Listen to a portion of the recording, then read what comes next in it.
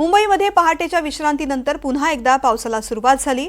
मध्य मुंबईमध्ये पावसाने जोरदार हजेरी लावली आहे। याचा आढावा घेतलाय आमच्या प्रतिनिधींनी, पाहूयात।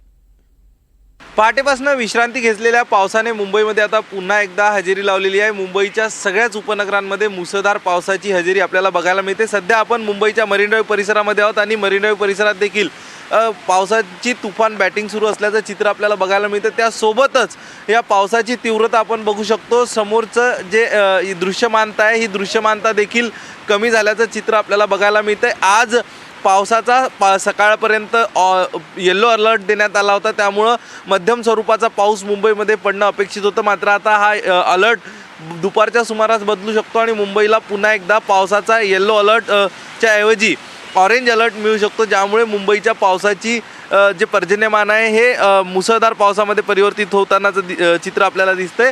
दुसरीकडे मुंबईच्या अरबी समुद्रामध्ये मोठ्या लाटा उसळलेल्या आहेत।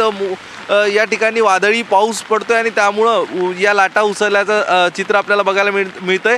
हा समुद्र खवळलेला आहे। यासोबतच या समुद्रात आपण जर आज बघितलं तर 4 मीटरपेक्षा अधिक उंचीच्या लाटा देखील हायटाइड्स आपल्याला बघायला मिळणार आहे। जी गर्दी एरवी आपण मरीन ड्राइव्ह परिसरामध्ये बघतो ती गर्दी आज नाही आहे, कारण अनेक दुर्घटना देखील घडल्या। सरकारकडनं देखील स्थानिक प्रशासन देखील आवाहन करते। आपण देखील आवाहन करूयात, पावसाची तुम्ही नक्की मजा घ्या, आनंद लुटा, मात्र स्वतःच्या जीवाची जबाबदारी स्वतः घ्या आणि आपला जीव धोक्यात टाकला जाऊ नये आणि यासोबतच यंत्रणांवर ताण वाढू नये याची खबरदारी देखील घेणं गरजेचं आहे। कॅमेरा पर्सन जितेंद्र वाघमारेसह अक्षय कुडकेलवार, NDTV मराठी, मुंबई।